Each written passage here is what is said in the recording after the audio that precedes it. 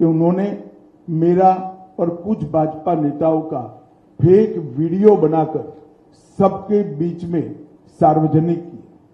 मुख्यमंत्री, प्रदेश अध्यक्ष, इस कक्षा के व्यक्तियों ने भी इस फेक वीडियो को फॉरवर्ड करने का काम किया। अब स्पष्ट हो चुका है। सौभाग्य से मैं जो बोला था उसका भी रिकॉर्डिंग हुआ था, तो वो रिकॉर्ड हमने सबके सामने रखा। दूध का दूध, पानी का पानी हो गया और आज कांग्रेस पार्टी के प्रमुख नेता क्रिमिनल ऑफेंस को फेस कर रहे हैं। जब से राहुल गांधी कांग्रेस की कमान संभाले हैं, राजनीति का स्तर नीचे नीचे नीचे।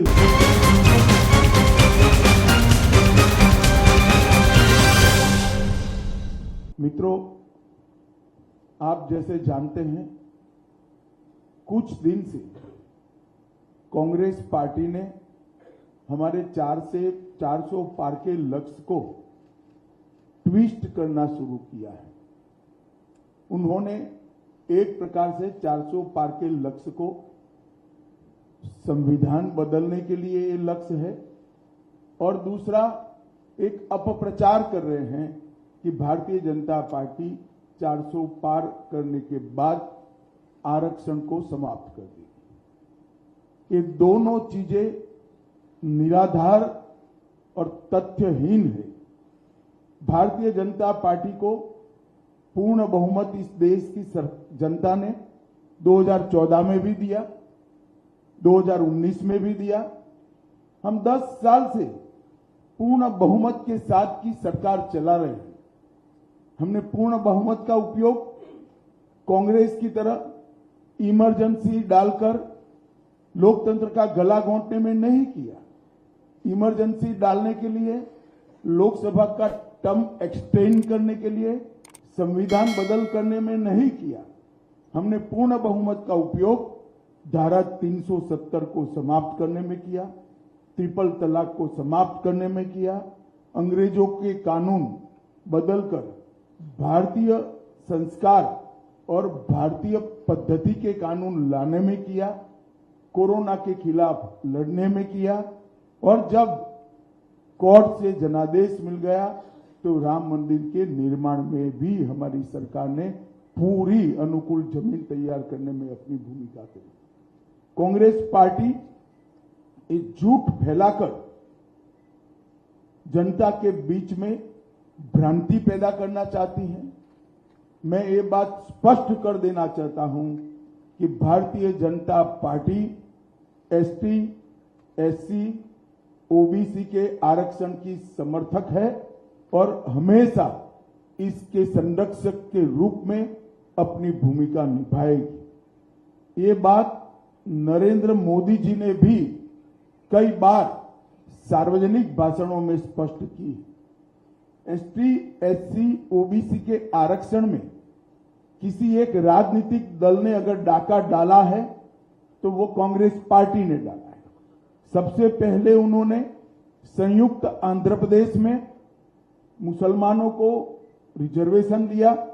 वो रिजर्वेशन के कारण ओबीसी का रिजर्वेशन कटा।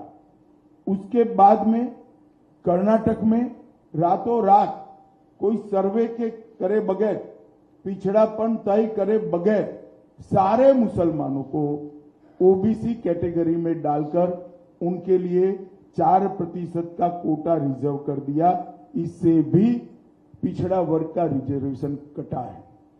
भारतीय जनता पार्टी स्पष्ट रूप से मानती है कि धर्म के आधार पर आरक्षण संविधान सम्मत नहीं है, गैर संवैधानिक है, और जब भी इन राज्यों में हमारे पास अधिकार आएगा, हम ये धर्म के आधार पर लादे गए आरक्षण को समाप्त कर कर एसटी, एससी और ओबीसी को हम न्याय दिलाने का काम करेंगे। मित्रों, उनकी हताशा, निराशा इस स्तर पर पहुंच गई है कि उन्होंने मेरा और कुछ भाजपा नेताओं का फेक वीडियो बनाकर सबके बीच में सार्वजनिक किया।